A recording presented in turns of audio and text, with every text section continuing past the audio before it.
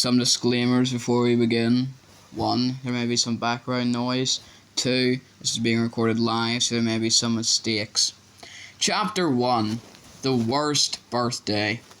Not for the first time, an argument had broken out over breakfast at number 4 Privet Drive. Mr. Vernon Dursley had been woken in the early hours of the morning by a loud hooting noise from his nephew Harry's room. "Third time this week," he roared across the table. "If you can't control that oil, it'll have to go." Harry tried, yet again, to explain. "She's bored," he said. "She's used to flying around outside. If I could just let her out at night." "Do I look stupid?" snarled Uncle Vernon, a bit of fried egg dangling from his bushy moustache. "I know what'll happen if that oil's let out." He exchanged dark looks with his wife, Petunia. Harry tried to argue back, but his words were drowned by a long, loud belch from the Dursleys' son, Dudley. "I want more bacon." "There's more in the frying pan, sweetums," said Aunt Petunia, turning misty eyes on her massive son. "We must feed you up while we've got the chance. I don't like the sound of that school food." "Nonsense, Petunia. I never went hungry when I was at Smeltings," said Uncle Vernon heartily.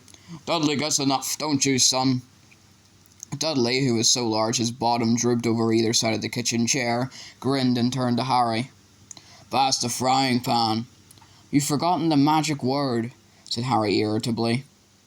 The effect of this simple sentence on the rest of the family was incredible. Dudley gasped and fell off his chair with a crash that shook the whole kitchen.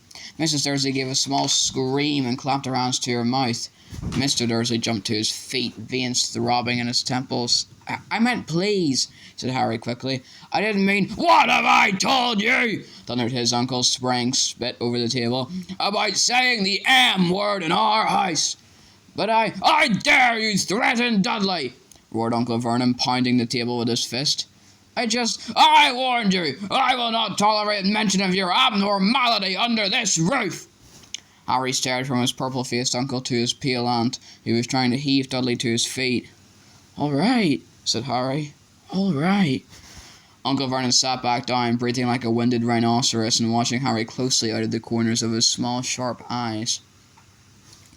Ever since Harry had come home for the summer holidays, Uncle Vernon had been treating him like a bomb that might go off at any moment, because Harry wasn't a normal boy. As a matter of fact, he was not as normal as it is possible to be. Harry Potter was a wizard fresh from his first year at Hogwarts School of Witchcraft and Wizardry, and if the Dursleys were unhappy to have him back for the holidays, it was nothing to how Harry felt. He missed Hogwarts so much it was like having a constant stomach ache. He missed the castle with its secret passageways and ghosts, his lessons, though perhaps not Snape, the potions master, the post arriving by oil, eating banquets in the Great Hall, sleeping in his 4-poster bed in the Tower Dormitory, visiting the gamekeeper Hagrid in his cabin in the grounds next to the Forbidden Forest, and, especially, Quidditch, the most popular sport in the wizarding world. 6 tall goalposts, 4 flying balls, and 14 players on broomsticks. All Harry's spellbooks, his wand, robes, cauldron, and top-of-the-range Nimbus 2000 broomstick had been locked in a cupboard under the stairs by Uncle Vernon the instant Harry had come home. What did the Dursleys care if Harry lost his place in the house Quidditch team because he hadn't practiced all summer? What was it to the Dursleys if Harry went back to school without any of his homework done? The Dursleys were what wizards called muggles, not a drop of magical blood in their veins. And as far as they were concerned, having a wizard in the family was a matter of deepest shame.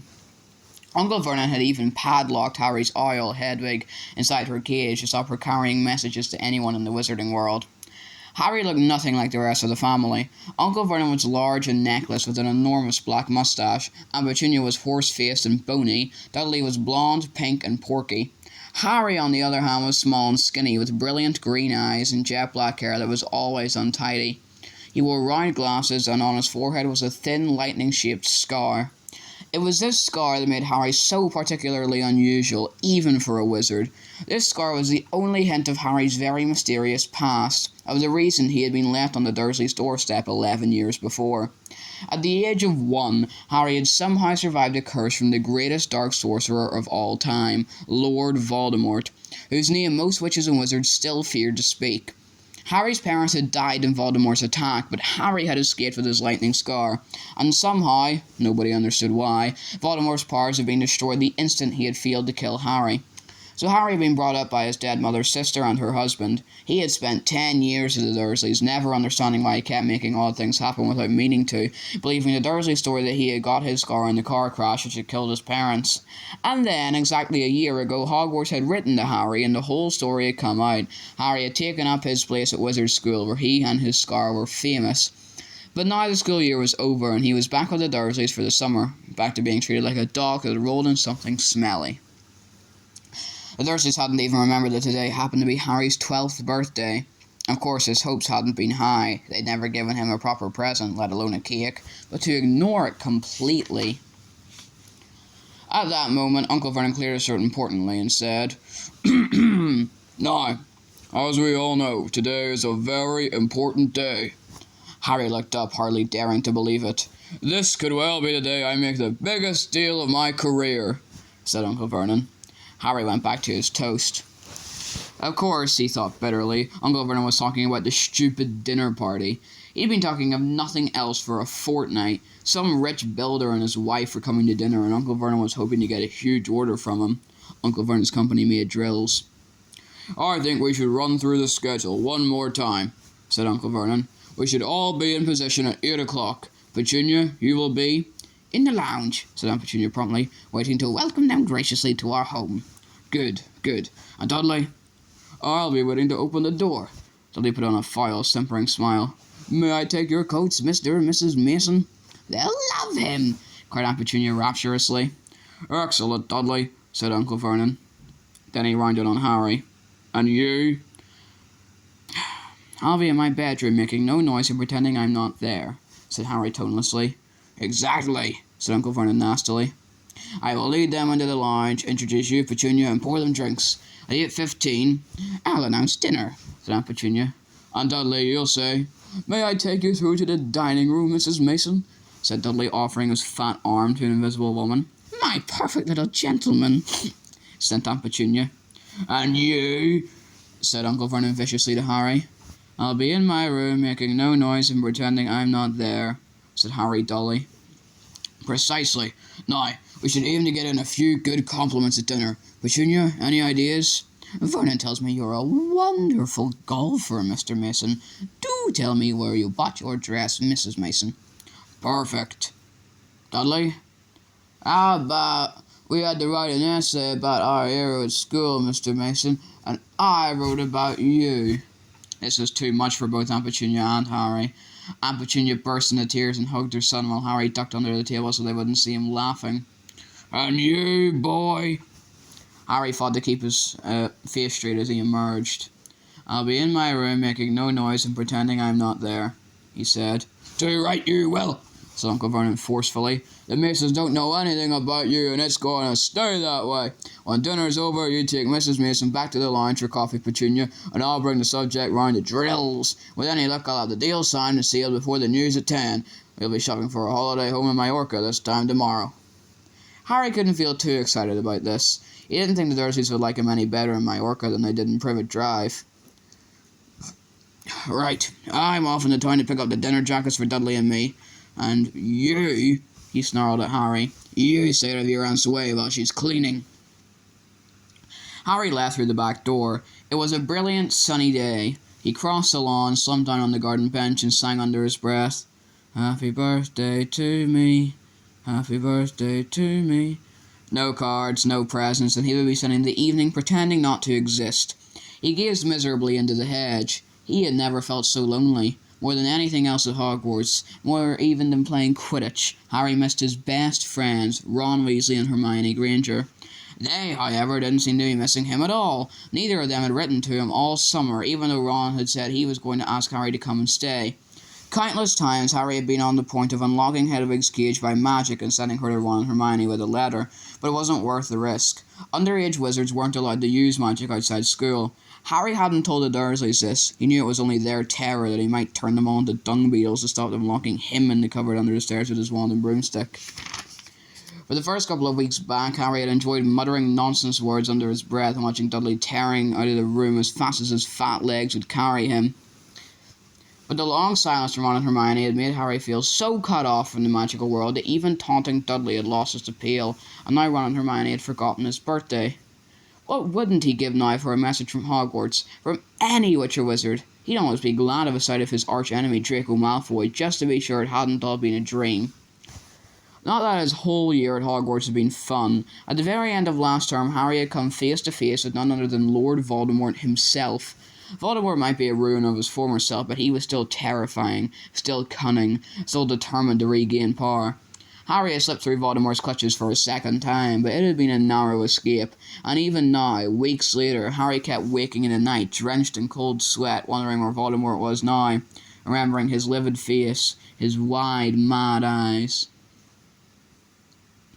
Harry suddenly sat bolt upright on the garden bench. He had been staring absent-mindedly into the hedge, and the hedge was staring back. Two enormous green eyes had appeared among the leaves. Harry jumped to his feet just as a jeering voice floated across the lawn. "I know what day it is," sang Dudley, waddling towards him. The huge eyes blinked and vanished. "What?" said Harry, not taking his eyes off the spot where they had been. "I know what day it is," Dudley repeated, coming right up to him.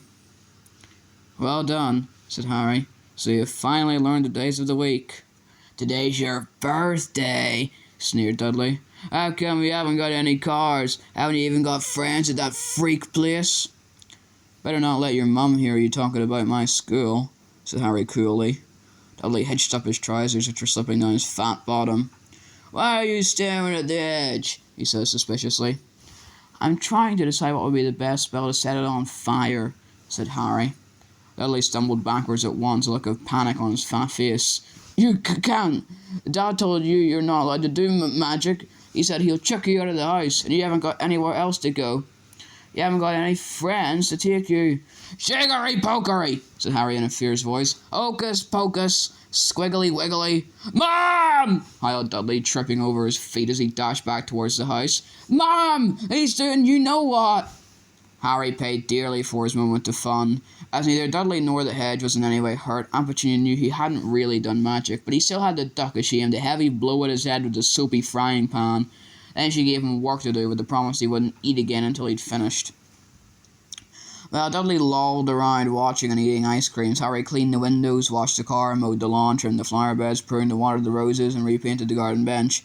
The sun blazed overhead, burning the back of his neck. Harry knew he shouldn't have risen to Dudley's bait, but Dudley had said the very thing Harry had been thinking himself. Maybe he didn't have any friends at Hogwarts.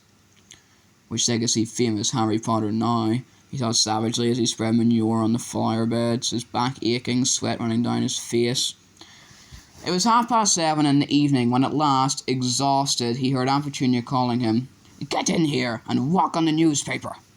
Harry moved gladly into the shade of the gleaming kitchen. On top of the fridge stood tonight's pudding, a huge mound of whipped cream and sugared violets. A joint of roast pork was sizzling in the oven. "Eat quickly, the Masons will be here soon," stamped Aunt Petunia, pointing to 2 slices of bread and a lump of cheese on the kitchen table. She was already wearing a salmon-pink cocktail dress. Harry washed his hands and bolted down his pitiful supper. The moment he had finished, Aunt Petunia whisked away his plate. "Upstairs! Hurry!" As he passed the door to the living room, Harry caught a glimpse of Uncle Vernon and Dudley in bow ties and dinner jackets. He had only just reached the upstairs landing when the doorbell rang and Uncle Vernon's furious face appeared at the foot of the stairs. "Remember, boy, one sound." Harry crossed to his bedroom on tiptoe, slipped inside, closed the door, and turned to collapse on his bed. The trouble was, there was already someone sitting on it.